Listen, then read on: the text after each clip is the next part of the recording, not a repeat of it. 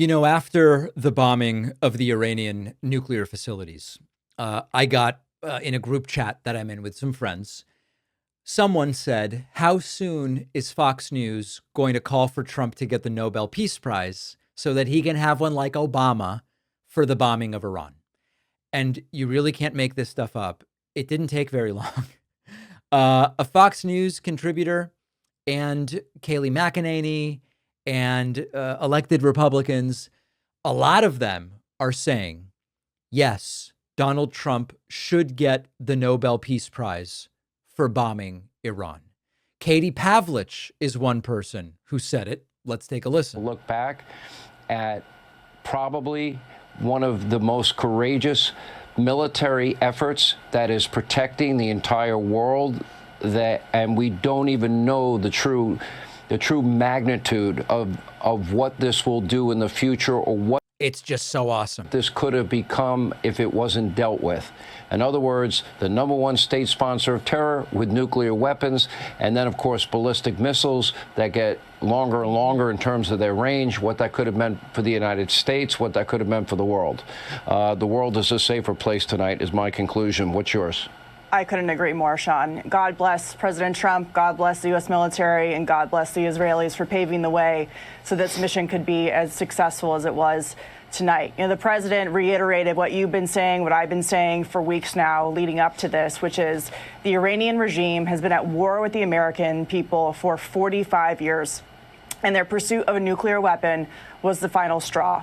And I thought when President Trump said tonight that they've been killing and maiming our people, and he decided a long time ago that this was not going to continue.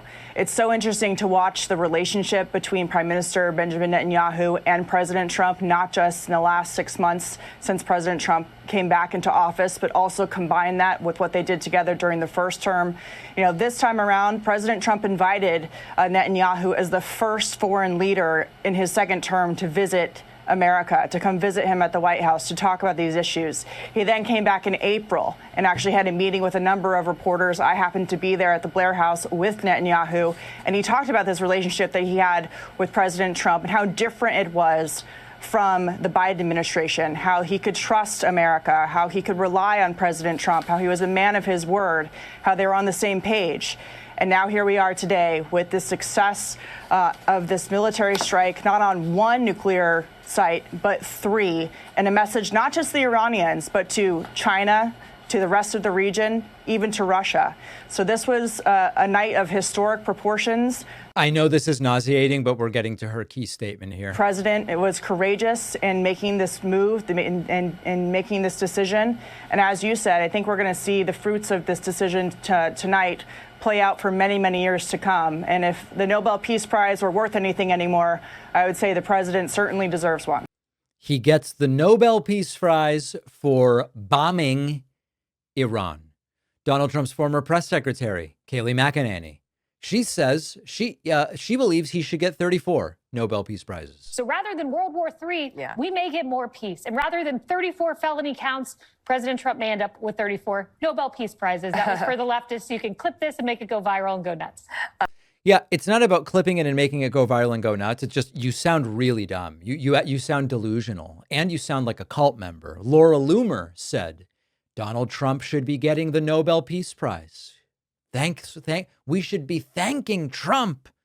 Nobody says thank you anymore. And if people had any sense about them, they would be calling for Donald Trump to receive the Nobel Peace Prize for saving humanity from a nuclear holocaust. And yes, Iran did have access to nuclear weapons. Yes, Iran did develop nuclear weapons. President Trump said so himself. And look, they're saying, oh, well. And remember, just because Trump says something doesn't make it so. You know, we're just repeating the time of Bush, weapons of mass destruction. Who was one of the biggest critics of President Bush and his claim that there were weapons of mass destruction? Who was one of the biggest critics of the invasion of Iraq and the invasion of Afghanistan? President Trump. Even before it was popular to do so, President Trump was anti-war. Even before it was popular to do so, he was calling for Bush to resign over the invasion of Iraq and the claim that there were weapons of mass destruction. And so President Trump is trusted. This is why we voted for President Trump, because he's a leader. He leads with strength. I trust President Trump. President Trump's not going to lie to the American people and tell the American people that he... Of course, he lies all the time. All right. And then finally, Shout out to the Fox News control room. I mean, really just amazing timing. They cut to a glowing montage of Trump and the targets as Mark Wayne Mullins says Trump is actually the president of peace. They cut to a thing that says Trump's warning that there's many targets left. And by the way, President Trump is the president of peace. He wants peace more than anybody. Right. And then as he is saying this, they have images of a B-2 bomber dropping a GBU 57AB bomb. Incredible. Understand that this is the network that called Barack Obama a warmonger for the drone strikes. But now missile strikes, we are to believe, make Trump Gandhi. And this is straight up Orwellian stuff. This one's not Kafkaesque. This one is not Huxleyan. This is Orwellian. War is peace. Trump orders a bombing campaign without warning, without authorization. And now he's a man of peace who deserves 34 Nobel Peace Prizes. It's the exact same playbook that we've seen 100 times. You frame violence as stability. You cast aggression as leadership.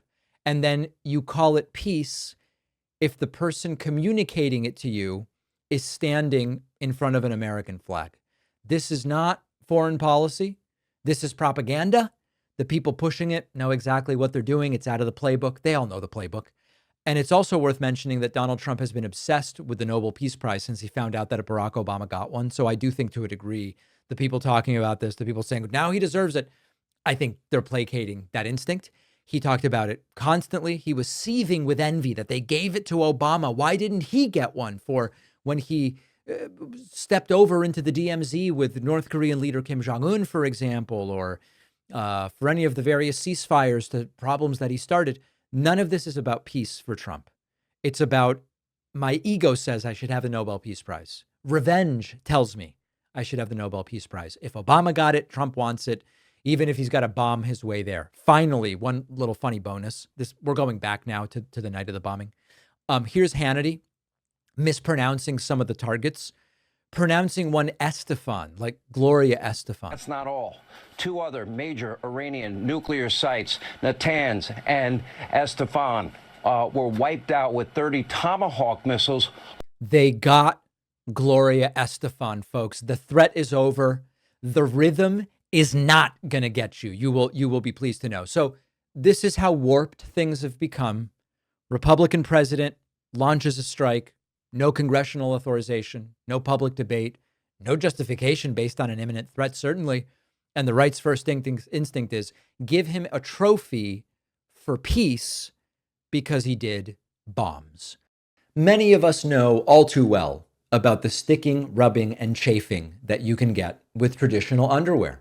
Our sponsor, Sheath Underwear, have created unique boxer briefs with multiple ergonomic compartments in the front, which prevents skin on skin, and that means everything stays separate, comfortable, dry, and cool. You will have a boost of confidence when you're out and about. I've known so many people who were skeptical about those compartments, friends who say, I heard that ad for Sheath, what about those compartments?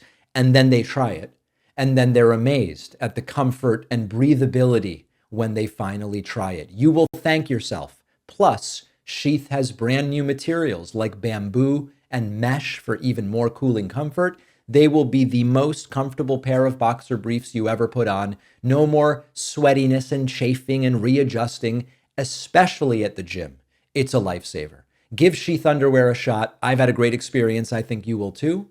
Head over to sheathunderwear.com/Pacman and get 20% off with code Pacman. The link is in the description.